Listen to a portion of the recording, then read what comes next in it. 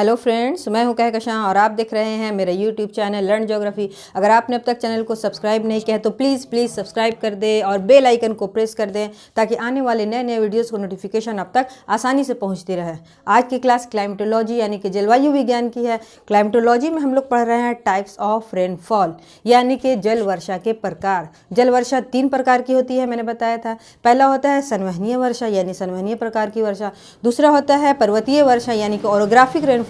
तीसरा होता है चक्रवातीय वर्षा यानी कि साइक्लोनिक रेनफॉल। तो आज की क्लास जो है वो तीसरे प्रकार की वर्षा यानी कि चक्रवातीय वर्षा साइक्लोनिक रेनफॉल पर है। तो चलिए आज की क्लास शुरू करते हैं। देखिए, टाइप्स ऑफ रेनफॉल यानी कि वर्षा के प्रकार। 2 वर्षा के प्रकार हम लोग काफ़ी अच्छे से पढ़ चुके हैं और हमारा सारा कॉन्सेप्ट क्लियर हो गया है कि कहाँ होती है और कैसे होती है। अब आज बात करेंगे साइक्लोनिक रेनफॉल चक्रवातीय वर्षा की। देखिए, चक्रवातीय वर्षा जो है वो चक्रवात के कारण ही डेवलप होती है। तो चक्रवात को डेवलप होने के लिए या बनने के लिए ज़रूरी है कि 2 प्रकार की वायु राशि उससे मेल खाएं। तो हम लोग वायु राशि पढ़ चुके हैं, तो इतना हम लोग जानते हैं कि वायु राशि होती है जो अलग अलग प्रकार की होती है। वायु राशि में अलग अलग तरह के गुण पाए जाते हैं, विशेषताएं पाई जाती है। ठीक है, तो जब 2 विभिन्न स्वभाव वाली वायु राशियाँ यानी एयर मासेस एक दूसरे के आमने सामने होती है तो वो सीधे नहीं मिलती, बल्कि उनके बीच में क्या होता है कि एक तिरछा यानी कि ढलुआ सीमा का निर्माण होता है। 2 विभिन्न स्वभाव की वायु राशि एक दूसरे के सामने आती है तो पूरी तरह से नहीं मिलती, बल्कि उनके बीच में एक तिरछी ढलुआ सीमा का निर्माण होता है, जिसे वाताग्र यानी कि एयर फ्रंट कहते हैं। हम लोग आगे पढ़ने वाले हैं क्लाइमेटोलॉजी में कि एयर फ्रंट क्या है। ये देखिए, गर्म वायु राशि है, ठीक है, और ये ठंडी वायु राशि है। दोनों अपोजिट डायरेक्शन से आ रही है तो वो सीधे नहीं मिलती बल्कि तिरछी मिलती है, जिसके कारण क्या होता है, वाताग्र का निर्माण होता है और चक्रवात की रचना हो जाती है और इससे जो बारिश होती है उसे चक्रवातीय वर्षा कहते हैं। तो इससे चक्रवात कैसे बनते हैं पहले ये समझ लीजिए। जो 2 वायु राशि, एक गर्म है और एक ठंडी है। तो ठंडी है यानी कि वो भारी है, और जो गर्म है इसका मतलब कि वो हल्की है। तो जो गर्म और हल्की होगी वो क्या होगा, वो ऊपर उठ जाती है। गर्म वायु राशि ऊपर उठ जाती है और ठंडी वायु राशि नीचे हो जाती है। तो नीचे की जो कोल्ड एयर या वायु राशि जो भी है, कोल्ड एयर जो है वो ऊपर की वार्म एयर यानी कि गर्म वायु को क्या करती है, धीरे धीरे ठंडा करने लगती है।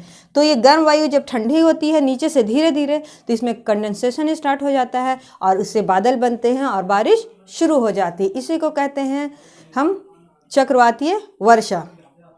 इससे जो है एक चक्रवात भी डेवलप होता है जिसे शीतोष्ण कटिबंधीय चक्रवात कहा जाता है। शीतोष्ण कटिबंधीय चक्रवात जो है वो टेम्परेट जोन में बहुत ज़्यादा डेवलप होने वाले चक्रवात हैं। ये जो बारिश होती है चक्रवातीय वर्षा, इसकी सबसे बड़ी एक विशेषता ये होती है कि बारिश जो है वो बहुत बड़े एरियाज में होती है और बहुत लंबे टाइम तक होती है। इसमें क्या होता है कि गर्म वायु जब ऊपर हो गई तो ठंडी वायु उसको पीछे से धक्का देती है। धक्का देने की वजह से गर्म वायु जो है वो बीच में हो जाती है, यानी गर्म वायु का मतलब क्या हुआ, लो प्रेशर। गर्म और हल्की वायु का प्रेशर कम होता है तो गर्म वायु बीच में हो जाती है और ठंडी वायु उसको चारों तरफ से घेर लेती है, जिससे चक्रवात बन जाते हैं। यहाँ पे मैंने एक और चीज़ दिखाया है, आई यानी चक्रवात की जो आँख होती है, चक्षु जो आई होती है, ये सबसे ज़्यादा इंपॉर्टेंट होते हैं, क्योंकि आई ऑफ द साइक्लोन जो होता है वहाँ पे बिल्कुल भी बारिश नहीं होती और उसके अलावा बाकी सभी जगह बारिश होती है। चक्रवात जो होते हैं साइक्लोन, उनकी सबसे बड़ी खूबी ये होती है कि इनके बीच में होता है जो सबसे कम निम्न यानी सबसे ज़्यादा निम्न दाब होता है, लो प्रेशर होता है, और उसके बाहर बढ़ते बढ़ते बढ़ते उच्च वायु दाब की जो है वो पट्टी बनी हुई होती है। देखिए, सबसे अंदर में है 912 मिलीबार जो सबसे कम है, उसके बाद 918 930 मिलीबार है। मिलीबार क्या होता है कि वायु को मापने का जो है वो यूनिट है।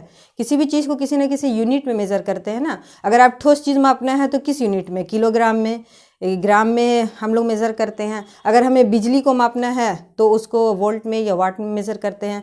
ठीक ऐसा ही जो है वायुदाब जो होता है उसको मिलीबार में मापा जाता है।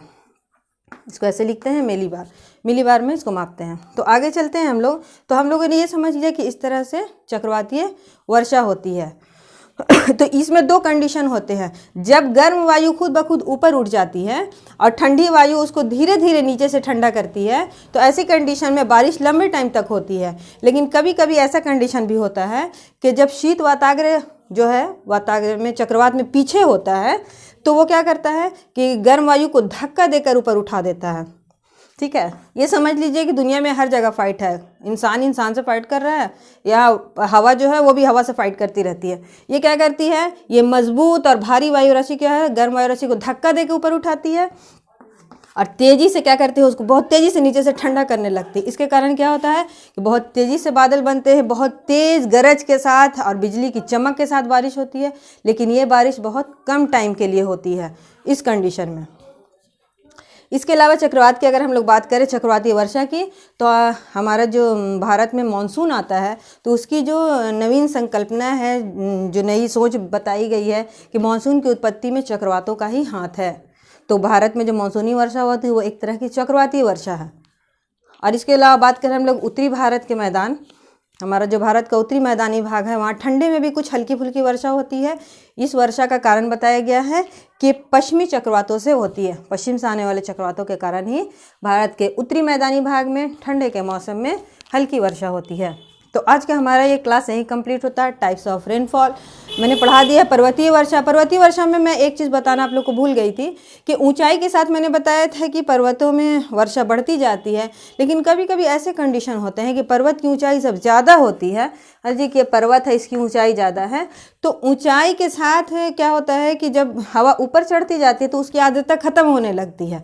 तो बिल्कुल ऊंचाई पर पहुंचकर वर्षा जो है वो नीचे के बनिस्बत, नीचे के कंपैरिजन में कम हो जाती है।